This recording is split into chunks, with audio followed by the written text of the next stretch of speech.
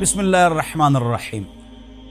تاسو کر ماشوم پیدا کیږي نو د هغې شرعي احکام ګوره چې کله ماشوم پیدا شي په لومبۍ ورځ باندې 3 کارونه دي او په 9 ورځ باندې 6 کارونه دي. یاد یې وساتئ، عمل پې وکړئ، هېڅ خرچه پې نه لګي، د شریعت مطابق هر یو کار وکړئ.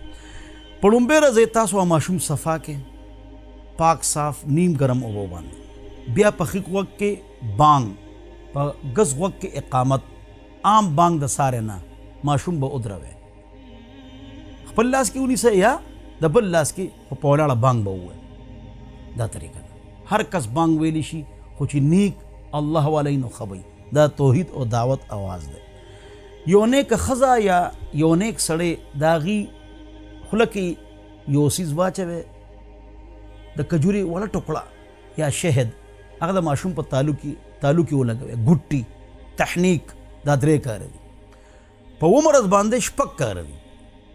ویښته والا ختم کې هغه سپینو زرو سره وتلی 300 روپۍ ورکړې، دې نه کمې پیسې جوړېږي. په سر والا زعفران ومږې د 500 روپو راوالی، اوبو نیم ګرم اوبو کې ولګې، دې سره ماشوم طاقت ورشي. اوس وله سنت وکړې چې څونه سنت ناوخته کېږي بیا ټیک کېږي نه، دا پټی 3 ورځو کې ټیک شي. سنت په 9 ورځ دا مسله ده.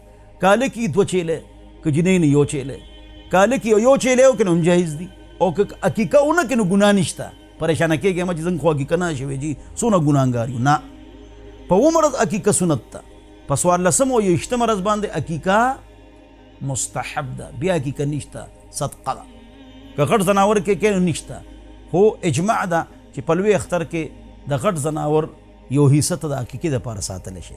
د عقیقې احکام د قربانۍ دي، قربانۍ احکام د عقیقې. غوښه به 3 حصو کې تقسیم او پوره هغه احکام دي، هغه عمر، هغه شرایط. زناور به حلالی، پیسې نه چلیږي، نه به غوښه حالی. که طاقت نشته نو یو چیلې د ماشوم دپاره هم ټیک ته. نبي علیه السلام د امام حسن دپاره یو چیلې کړی، او که طاقت تی وي او دې نه کړه نو بیا هم ګناه نشته، او کوو به انشاءالله. برډ ډے سالګیره دا مه کوئ، سالګیره نو چې سال وغورځه ته خوشحالي کې ہیپی برتھ ڈے ڈو یو. سال تو گر گیا تو آپ تو خوشی منا رہے ہیں جی، کیک کاٹ رہے ہیں، اٹھا کر پھینک دو باہر گلی میں، نئی تہذیب کے انڈے ہے گندے، میں نے دیکھا ہے فیشن میں الجھ کر اکثر، تم نے اسلاف کی عزت کے کفن بیچ دیے، نئی تہذیب کے بے روح بہاروں کے عوض اپنی تہذیب کے شاداب چمن بیچ دیے. په سنت باندې عمل کوئ، ہر آن، ہر گھڑی، ہر حال کې دی وخت کې د الله حکم او د نبی علیہ السلام طریقه څه ده؟ خوشحاله به ګرځئ، همیشه به خوشحاله. او 8 کار ښکلي نوم ماشوم له کېده د عربۍ او د قرآن او حدیث او د صحابو. انما تدعون یوم القیامة باسمائکم اسماء آبائکم فاحسنوا اسماءکم. باب الاسامي مشکا جلد نمبر 2.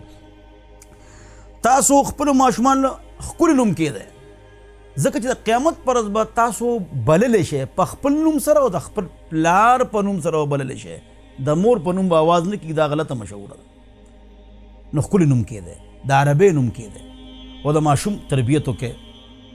د ماشومانو تربیت مونږ کوو چې یو پلار د ټرالۍ نه ګنۍ راوباسه او چوپي او خاندي او 15 بچي وي، د هغه 15 بچي ګیره کې به یې سپینه وي، نو دی به خپلو بچو ته نصیحت وکړي چې حرام مه کوه. دا بې شعوره او د علم نه کورا مور او پلار د اولاد تربیت وکړي. ادبوا اولادکم بثلاث خلال، اولاد کې 3 خبرې ور واچوئ: حب نبیکم، نبی سره مینه، وحب تلاوت القرآن، قرآن سره مینه، وحب اهل بیت، د نبی علیہ السلام اهل بیت، لوریانې بچي او ښځو سره مینه.